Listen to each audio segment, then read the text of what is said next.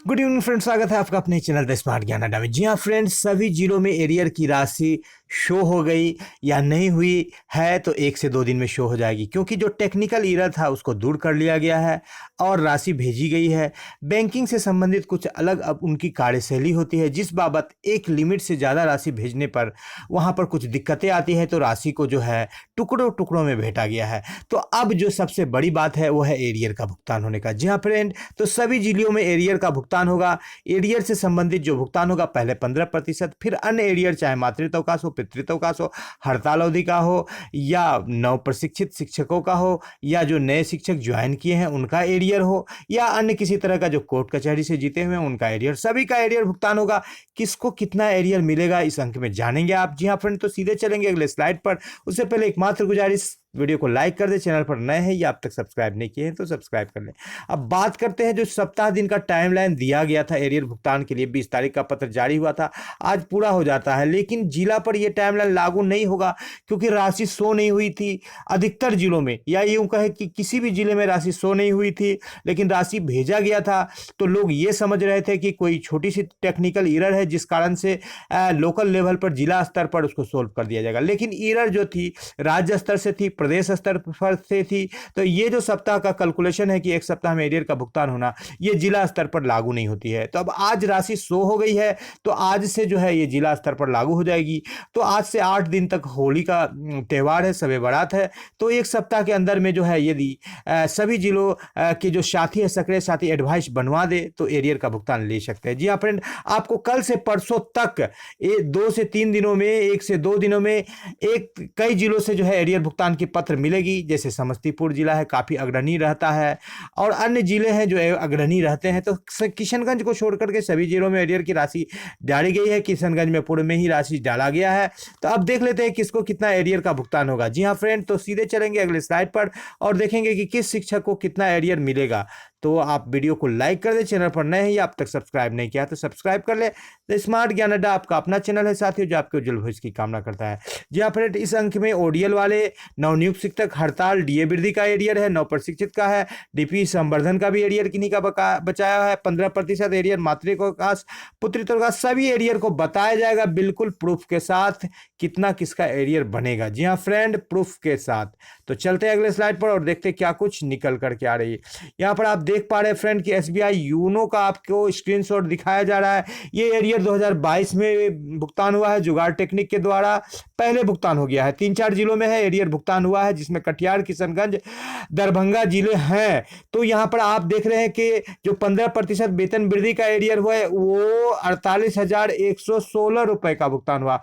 उस समय उनकी सैलरी जिन शिक्षक का यहाँ पर दिखाया गया है 34,540 थी। मार्च 17 का भी सैलरी यहाँ दिख रहा है, और यहाँ पर 1,11,862 रुपए का जो ये एरियर है ओडीएल का एरियर है। तो ओडीएल का एक बड़ा अमाउंट का एरियर मिल रहा है। दोनों राशि को मिला देंगे 1,59,978 रुपए की राशि हो जाएगी, जिसको 1,60,000 मान सकते हैं।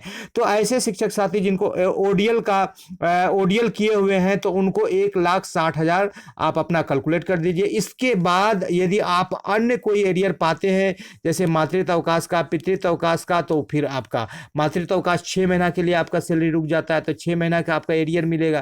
तो ये आप देख पा रहे हैं कि 6 महीना का एरियर कितना मिलेगा। तो 3 6 के 18, 180, यदि 30,000 की सैलरी मान रहे, किसी का उससे ज़्यादा भी है तो 2 लाख प्लस भी जा सकता है, किसी का कम है तो कम भी जा सकता है। पितृत्व अवकाश है तब 15 दिन का होता है, 30,000 सैलरी मानते हैं तब 15,000। इसी तरह से डीपी का किन्हीं का बकाया अधिकतर जिलों में भुगतान हो गया तो 35 से 50,000 तक की एरियर मिलेगी। वेतन विसंगति, कोई कोर्ट से लड़ करके जीते तो उनका भी एरियर मिलेगा, जो कि 5 से 10,000 के बीच में होगा। जिला महीनों की संख्या ज़्यादा होगी, 1 महीने में 2,000 ही बढ़ेगा, 8 महीना है तो 16,000 हो जाएगा। इस तरह से अलग अलग एरियर की राशि आपका बन रही है। जी हाँ फ्रेंड, बात कर लेते हैं नवनियुक्त शिक्षकों का एरियर इस में जाएगा। जैसे उनका मूल वेतन है 13,370, 18,186 मिल रहा है। 10 महीने का तो है तो 1,81,860 रुपये मिलेगा। 8 महीने का है बकाया उनका तो 1,44,000 मिलेगा, समथिंग मिलेगा। यानी कि नए शिक्षक जिनका भुगतान नहीं हुआ है लंबे समय से, 7-8 महीने से, 10 महीने से, तो उनको भी राशि आई हुई है, उनको भी ये अमाउंट मिलेगा। 8 महीने का है तो उसी हिसाब से, क्योंकि 18,000 के आसपास में उनकी सैलरी है। तो इस तरह से एरियर का भुगतान होगा। अब देख लेते हैं विभिन्न जिलों के प्रखंड के जो बनाए गए हैं एरियर के लिए, जो एडवाइस बनाए गए उन एडवाइस को देख लेते हैं।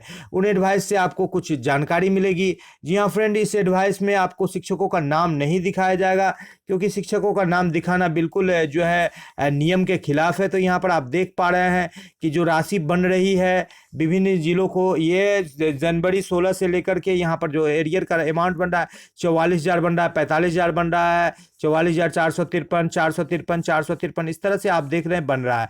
तो इसी रेंज में अलग अलग जिलों का भुगतान का जो है स्टेटस अलग अलग होता है फ्रेंड। तो आपका एरियर भी थोड़ा अलग होता है, कहीं पर डीए का भुगतान कम होता है कुछ महीने का, कहीं पर ज़्यादा हो जाता है, और कहीं पर जो है अप टू डेट रहता है, कहीं पर ज़्यादा दिन का बकाया रहता है। तो भुगतान 45,703 दिख रहा है, 48,116 दिख रहा है किसी का एरियर, किसी शिक्षक साथी का 45,425 दिख रहा है, यहाँ पर 41,000 भी दिख रहा है, 44, 45, 44, 46, 45, 44, 48 भी दिख रहा है। तो इस तरह से अलग अलग शिक्षक साथी का एरियर जो है अलग अलग है।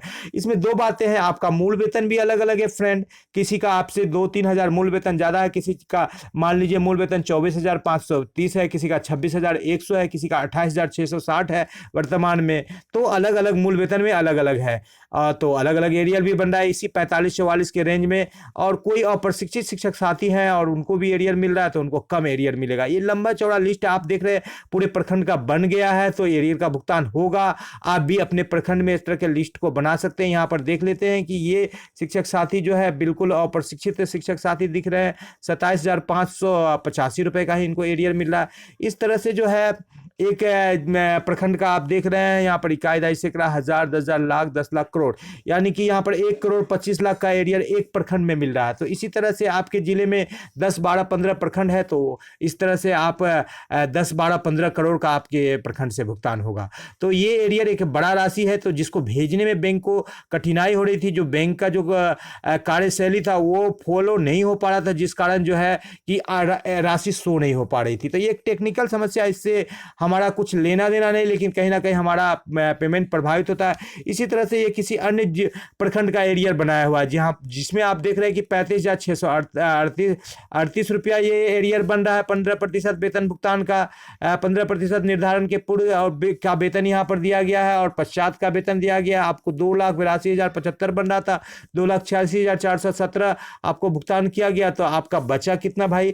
तो 35,658 रुपये आप एरियर पाइएगा, आपका एरियर बचेगा। इसी तरह से 30,700, यानी अलग अलग जिलों में, यानी कि 30,000 से लेकर के 50,000 के बीच में जो 15% का एरियर है आपका बनेगा। अन्य एरियर यदि आपका है तो जैसे मातृत्व अवकाश भी है, ओडीएल भी है, और आपका 15% तो है ही है, तो इस हिसाब से आपका मातृत्व अवकाश का ही आपका 1,80,000 से 2 लाख हो जाएगा, और आपका ओडीएल का और 15% 1,60,000 होगा। इस तरह से आपको 3 लाख प्लस एरियर हो जाएगा। तो कई शिक्षक साथी ने ऐसा कमेंट करके बताया है कि उनका 3,61,000 तक का एरियर है। कई बार वेतन रुक जाता है किसी कारण से, तो उसका भी एरियर यहाँ 36,711 दिख रहा है। आपको मूल वेतन भी दिखाया जा रहा है, यहाँ पर देखिए 23,980 मूल वेतन है इन शिक्षक साथी का। इनका कितना एरियर बन रहा है? 31,611 बन रहा है। यहाँ पर आप देख लेते हैं 24,580 उनका मूल वेतन है। कितना एरियर बन रहा है? तो देख लेते हैं इनका एरियर कितना बन रहा है, 32,388 बन रहा है। तो अलग अलग जिलों में, क्योंकि कहीं पर डीओ रुक जाता है, कहीं पर बाद में भुगतान कर दिया जाता है छोटा अमाउंट का, कहीं पर नहीं किया जाता है तो एरियर बड़ा हो जाता है। यहाँ पर 32,662 दिख रहा है 24,710 वाले शिक्षक का। तो अलग अलग शिक्षकों के लिए जो है 38,000 दिख रहा है 25,330 वाले शिक्षक का। चूंकि मूल वेतन बढ़ेगा तो एरियर का अमाउंट भी बढ़ेगा फ्रेंड।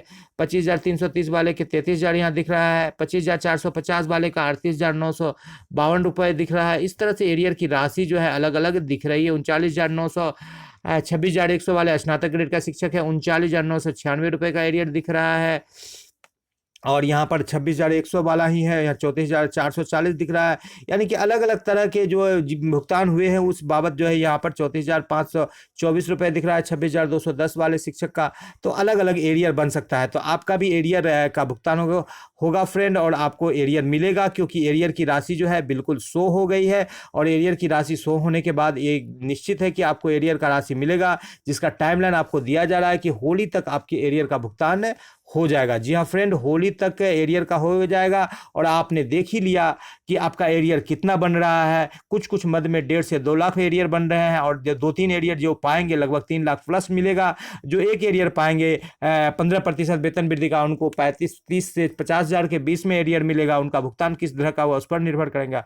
जी हाँ फ्रेंड, तो यही उम्मीद करते हैं कि आपको जल्द से जल्द एरियर का भुगतान हो। आपसे आपका दोस्त और होस्ट विदा लेता है। जय हिंद, जय भारत, वंदे मातरम। वीडियो को शुरू से लेकर अंत तक देखने के लिए आपका बहुत बहुत धन्यवाद। आपका दिन शुभ हो।